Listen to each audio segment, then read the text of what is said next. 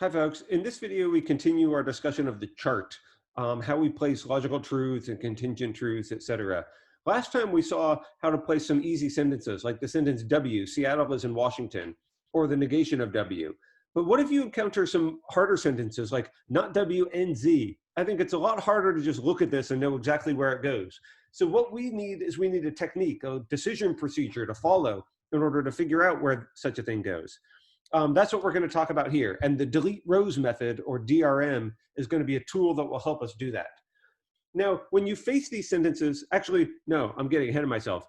I want you to stop your videos and actually try to figure out where these things go first. So think about what this sentence means. Do your best to actually parse it in your head and place it in regions 1, 2, 3, 4, 5, or 6.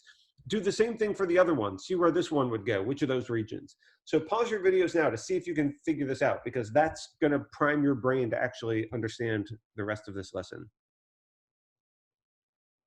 Okay, that was your chance to use your heads. All right, now what do I do when I encounter something like this? If I can't just see where it goes immediately, like with the W, the first thing I recommend doing is doing a truth table for it, because that's going to help you decide if it's a tautology or not, or if it's a tautological falsity or not. You're done. If the truth table is all T's, you put it in region 1 and the game is over. Or if it's all F's, you put it in region 4 and you're done. So let's first do a truth table for such a thing. Let's do the conjunction. Seattle is in Washington. That's our sentence W. So if Seattle isn't in Washington, that would be not W. And conjunction Z. This is what this sentence is really saying in English. The atomic sentences, W and Z, would go in the reference columns like this. And now we just need to remember how to compute truth functions. We do the negation first. So we invert the values of W for that. And then we do the conjunction last. So this is what the truth function for that sentence looks like. And automatically, this tells us a lot of information. It tells us it's not a tautology, and it's not a tote falsity, because it's not all T's or all F's. It's contingent. Now that's helpful. That's useful information. We've made progress, but that doesn't tell us the rest of where it goes. Remember, truth tables can only see so much. Remember, I gave you this picture before. This is what the truth. This is like seeing the world through the glasses of a truth table. The truth table, if you put your truth table glasses on, it only sees this much information. It can distinguish stuff in this circle from stuff in this circle from everything else, but it can't distinguish any of these other boundary lines. These are all colored the same as far as the truth table can see. So this sentence, once we know that it's not a tautology or a tote falsity, it just goes somewhere in this yellow zone. And we need some other techniques in order to figure out which exactly 2, 3, 4, 2, 3, 5, or 6 is the actual answer. And basically, those other techniques involve using your head. You have to actually start thinking about what the sentences mean and whether they're actually true or false. So, for example, what we need to do is think about this sentence. W, Seattle is in Washington. That is true. So we're on row 1 here. W is a contingent truth, and Z, this is a necessary falsehood. So this is the actual world, row 1, where W and Z are both true. That means this complex sentence is actually false. And the trouble is because the not W here is one of the conjuncts. So this is where the actual world is. It's actually a false sentence. And it's a contingently false sentence, because even though it is false, it could have been true. So this is what tells us that this sentence goes in region 6. It's a contingent falsity that might have been true. So region 6 is the correct answer here.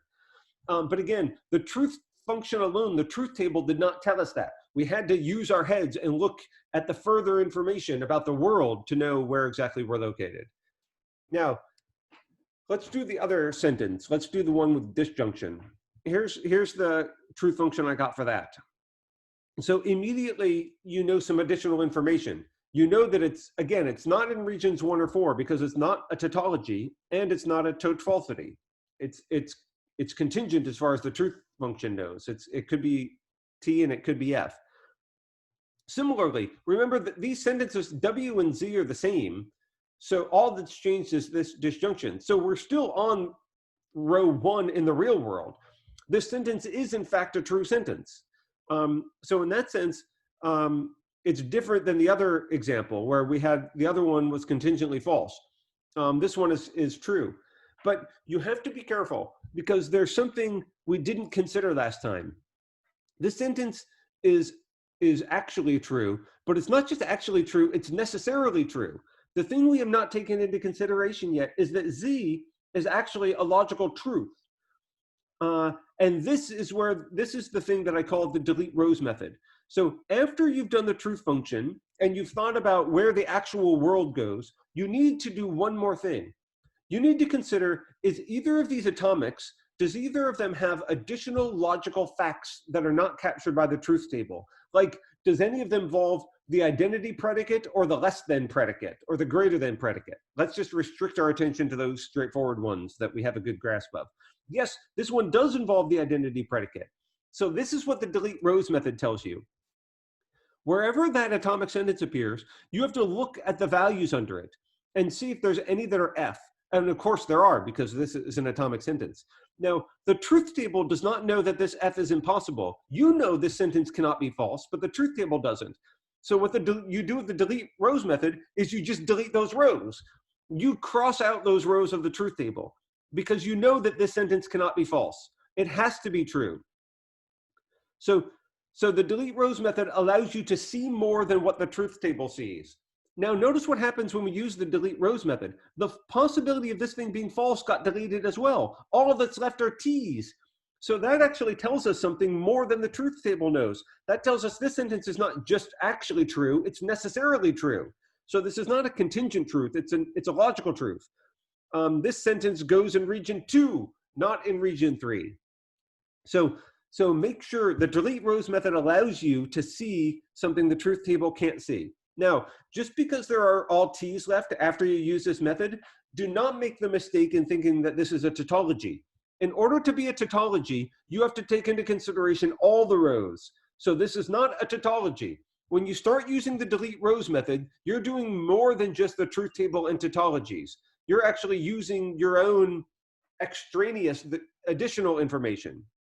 So this is what this allows us to see.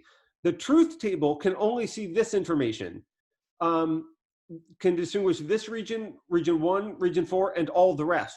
What the delete rows method does, oh, this is funny. I used to call it something else, and I didn't. This name was really confusing for students the last time I did it, so I changed the name. Here, now I'll fix my slides. The delete rows method allows you to see this. It allows you to see these border lines, not just the border lines that the truth table can see. It allows you to distinguish between something being just contingently true and something being logically true, because we delete those rows which we know are logical impossibilities, and we see what's left. If it's all T's that are left, like in this slide, after we apply the method, there's only T's that are left. What that tells us is that this sentence goes in region 2. If there were only F's that were left, then that would tell us it goes in region 5. Of course, if there were T's and F's left, then we know it's not in region 2 or 5, it's in region 3 or 6. And then you just have to figure out where the actual world is, which row, what are the actual world like? Is it true or false in the real world? And you just look at your knowledge of the atomic sentence's truth values to figure out which row we're on. Now, I introduced the delete rows method when we're talking about this sentence, not W or Z. And that's how we know that it goes in region 2. We said the previous sentence goes in region 6. This one is contingently false. We didn't even apply the delete rows method to it. So let's go back and think, how would that method apply? Well, this was our conjunction.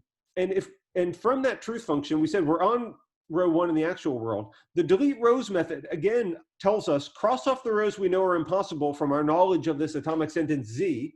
So we cross off regions 2 and 4 again. But look what happens. You see, there's some falses left and some truths that are left. So this is how we know it's still contingent after the delete rows method was applied. It's still contingent. It could have been true and it could have been false. So that's how we know this one is actually a contingent truth, that this, a contingent falsehood. This goes in region 6 because it has T's and F's left, but in fact, it's an F. So that's what tells us it goes here. The delete rows method did not land us in region 5 or anywhere else. It still lands us in region 6. Okay, thanks.